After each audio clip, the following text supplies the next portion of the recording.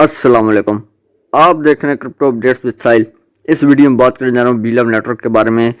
आपको जैसा कि पता है इनोवेशन फैक्ट्री की तरफ से मीटिंग ली जाती है। उन मीटिंग में उमर खान साहब की मैं वॉइस लेके आया हूँ कि बीलव को कैसे लेके जाना है $2 पे। आपको पता है कुछ ही मंथ्स रह गए हैं, 2 से 3 महीने रह गए हैं और काफ़ी भाइयों ने ख्वाब देखा हुआ है बीलव को $2 पे लिस्ट हो और हम उससे प्रॉफिट बुक कर पाएँ। तो उमर खान साहब की वॉइस में मैं आपको बताता हूँ क्या क्या होने वाला है, कंपनी क्या करने जा रही है।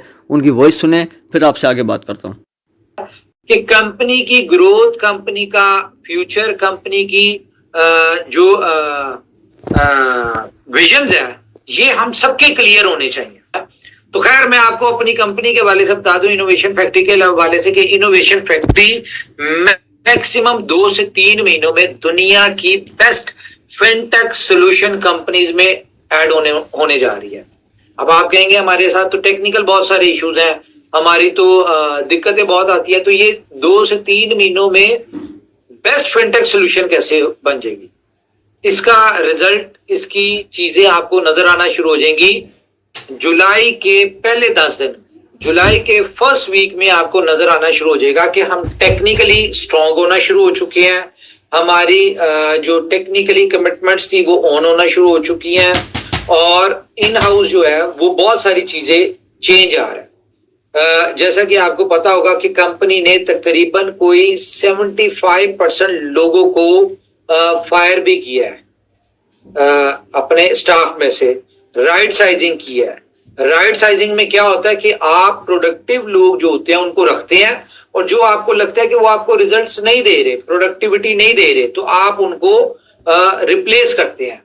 तो एक ग्रुप में वैसे हमारी डिस्कशन हो रही थी, जो कंपनी के ग्रुप्स होते हैं उनमें पर्सनल इंटरनल ग्रुप जो होते हैं, तो उसमें जब हम ये राइट साइजिंग कर रहे तो हमने कहा कि यहाँ पे अब हम जितना भी रखेंगे वो हम पूरा अपना स्टाफ रखेंगे, क्योंकि जितने भी एशियंस और जितने भी ये अरेबिक का हमारा स्टाफ था, ये हमारी वो चीजें पूरी नहीं कर पाए और इनकी वजह से कंपनी की क्रेडिबिलिटी बहुत लूज हुई है। इनकी वजह से मेरी जुबान बहुत खराब हुई है। क्यों?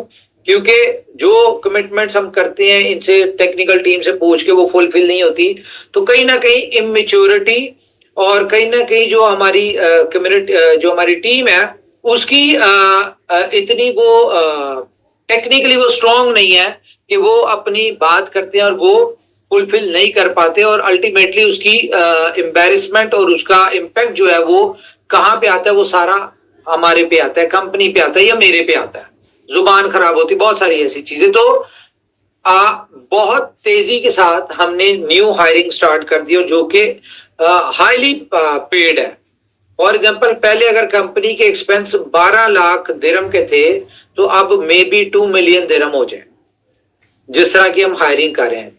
लेकिन प्रोफेशनल्स और हाईली एजुकेटेड लोगों को हम प्रेफरेंस दे रहे हैं। दूसरा क्या है कि यहाँ पे ऑब्वियसली इधर यूके और यूएस के जो ऑपरेशन स्टार्ट होंगे, देखिए मैंने जो ऑब्जर्व किया यहाँ पे आके, यूके यूएस में, खासतौर पे यूएस में दुनिया के जो टॉप के इंटेलिजेंट लोग या बहुत ज्यादा इंटेलेक्चुअल लोग हैं वो यूएस में है।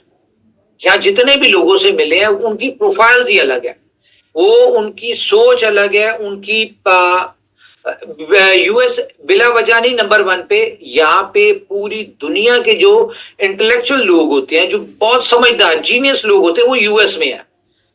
यहाँ मैंने देखा है, आम से आम बंदा भी आप देखिए, उसका माइंड, थॉट ऑफ माइंड, उसकी सोच, उसका हर चीज जो है वो एक नेक्स्ट लेवल का होता है, जो कि हम देखते हैं कि हमारी कंट्रीज में नहीं होता। और यूए की बात करें तो यूए में भी जो एशिया के एक्सपर्ट्स हैं वो हैं, लेकिन यूएस में दुनिया के एक्सपर्ट्स बैठे हुए हैं। तो यहाँ पे जब हम अपने ऑपरेशन स्टार्ट करेंगे, बहुत सारी चीजें हैं जो यहाँ पे हम जो कुछ प्रोजेक्ट्स हैं जो यहाँ से ऑपरेट करेंगे, कुछ प्रोजेक्ट्स हैं जो हम यूके से ऑपरेट करेंगे। यहाँ पे हम लोग और यूके से हम लोग अपने प्रोजेक्ट मैनेजर्स, यानी कि जो पूरे प्रोजेक्ट्स को लीड करेंगे। देखिए हमारे जितने भी प्रोजेक्ट्स हैं वो सारे प्रोजेक्ट्स अपने आप में एक पूरी दुनिया है, एक पूरी दुनिया है। अगर हम बी स्टोर की बात करें तो इट्स सेल्फ एक पूरी इंडस्ट्री है। टाइम टू ट्रैवल के हवाले से बात करें तो इट्स सेल्फ एक बहुत बड़ी इंडस्ट्री है। अच्छा, जोकर्स के हवाले से बात करें, हम फुल ऑन के हवाले से बात करें, हम अपना गोट एआई के हवाले से बात करें, पूरी एक दुनिया है, इंडस्ट्री है। और इस एक प्रोजेक्ट में इतना पोटेंशियल है कि हमारे कोई भी एसेट इसके साथ अटैच करते हैं। फॉर एग्जांपल हम बी स्टोर के साथ, टाइम टू ट्रेवल के साथ, किसी एक प्रोजेक्ट के साथ BFIC अटैच करते हैं तो BFIC अपने छप्पड़ फाड़ के पता नहीं कहां से कहां निकल जाए। अगर हम टाइम टू ट्रेवल के साथ कोई अटैच कर दें, गोड के साथ अटैच कर दें, तो ये सब लोग, ये सब एसेट्स जो है ये कहां से कहां पहुंच जाएंगे।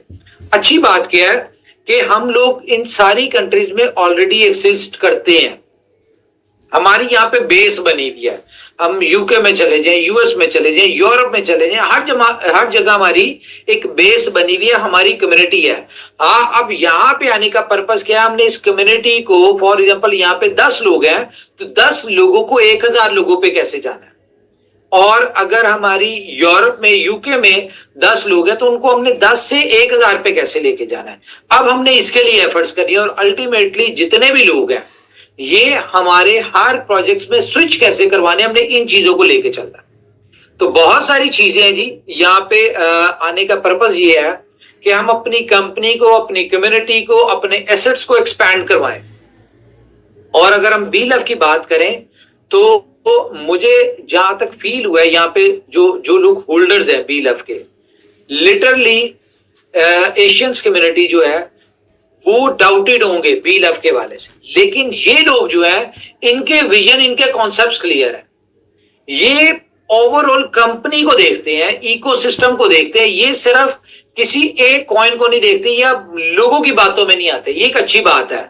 जिस तरह मिसगाइड करते हैं हमारे लोग एक दूसरे, अब यहाँ पे हमारे साथ क्या होता है, जो हमारी ऑलरेडी एग्जिस्टिंग कम्युनिटी है एशिया की, वो क्या करते हैं, अच्छा उन्होंने लाइफ चेंज करनी है BLAV से, ड्रीम देखे हुए उन्होंने BLAV से, या BFIC से उन्होंने लाइफ चेंज करनी है, अपना फ्यूचर उन्होंने BFIC को देखा हुआ है, या उन्होंने अपने ख्वाब जो है वो अपनी जिंदगी की सक्सेस जो है वो BFIC BLAV से अटैच की हुई है, लेकिन कंपनी भी उन्हें बुरी लगती है, BFIC कॉइन की प्राइस फ्लक्चुएट होती है उनको वो भी बुरी लगती है, और उन्हें क्या नाम है इसका, ये जो प्रोजेक्ट्स हैं ये भी बुरे लगते हैं। बुराइयां भी उन्होंने उनसे करनी होती है। और कंपैरिजन किससे कर रहे होते हैं, मार्केट के एयर ड्रॉप वाले टोकन से या स्कैम कंपनीज के साथ कर रहे होते हैं। भाई जब आपने लॉन्ग विजन देखना है, जब आप देखें अभी क्या होगा, आज क्या होगा, इसको नहीं देखना। जब आप फ्यूचर को देखेंगे तो आपको अंदाजा होगा जिस कंपनी के साथ आप अटैच हैं, जिस प्रोजेक्ट के साथ अटैच हैं, जहां से आप जिसके ब्याह पे आप ड्रीम देख रहे हैं, इनोवेशन फैक्ट्री के हवाले से, कॉइन्स के टोकन के हवाले से देख रहे हैं, आप देखिए उसकी बेस कितनी स्ट्रांग है। जिस कंपनी की, जिस कॉइन की, जिस टोकन की बेस स्ट्रांग होगी तो अल्टीमेटली फ्यूचर भी उसका स्ट्रांग होगा। आप जिनके साथ कंपैरिजन करते हैं, मुझे बताएं उनमें क्या है, उनके ऑफिस क्या है, उनके ऑनर्स कौन है, उनकी कंपनी कौन है, उनकी टीम कौन है, उनके साथ कितने लोग एसोसिएट हैं, ठीक है, उनके साथ कम्युनिटी कितनी अटैच है, उनके साथ उनके इकोसिस्टम में प्रोजेक्ट्स जो है उनकी क्या पावर है, उनकी क्या स्ट्रेंथ नजर आती है। आपके साथ आप जब कंपैरिजन कर रहे थे तो ये चीजें देखा करें कि उनका ट्रेड वॉल्यूम कितना है, वो कितनी एक्सचेंजेस के ऊपर है, उसकी मार्केट वर्थ क्या है।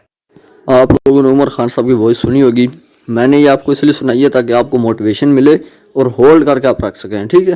क्योंकि आपको पता है काफ़ी भाई आप में से जो बहुत ज़्यादा डिमोटिवेट हो चुके हैं और बिल्कुल जो है उन्होंने BLAV को अपना फ्यूचर बनाया हुआ था, पर आप लोग एक गलती पता है आप भी करते हैं, एक ही प्रोजेक्ट के ऊपर रिलाय होकर बैठना बेवकूफ़ी है, ठीक है। मैं आपको पहले बता रहा हूँ। वीडियो इतनी थी। अगर आपको वीडियो अच्छी लगी हो तो वीडियो को लाइक करें, मेरे टेलीग्राम चैनल को ज़रूर ज्वाइन करें। अभी के लिए मुझे दीजिए इजाज़त। अल्लाह हाफ़िज़।